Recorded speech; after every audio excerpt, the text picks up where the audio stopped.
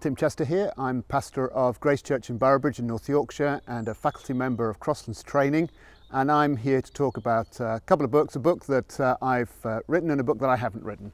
And the book that I've written is called, this one is God's Discipline, and it's a fairly sort of straightforward look at the issue. I think what it does is look at an issue that is not often looked at, and the book kind of arose out of my own attempt to really try and make sense of what does it mean to say that God disciplines us? Does that mean he punishes us? That doesn't seem to fit with the finished work of Christ bearing our sins on the cross.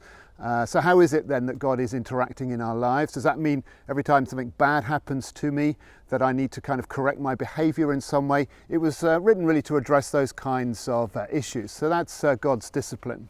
And then a book that I haven't written is this lovely little book by Nick Needham, which is a sort of compendium of the early church fathers. And it's designed so that you can read a short extract each day. And I read it last year, most days of the year, just reading that short extract. And it's a real delight. He's done a sort of fresh translation, so it feels very contemporary.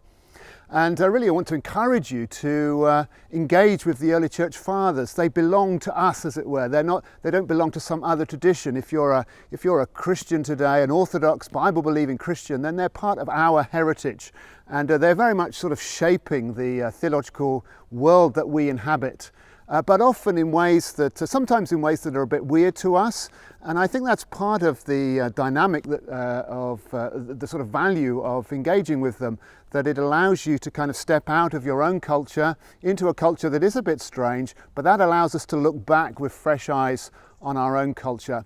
But perhaps even more important, there's a richness of theological and spiritual reflection going on there that is a real treasure for us.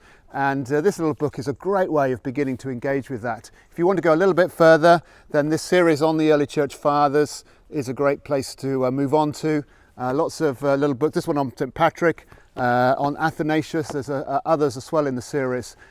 Short introductions to their life and to their thought, and I warmly commend them to you.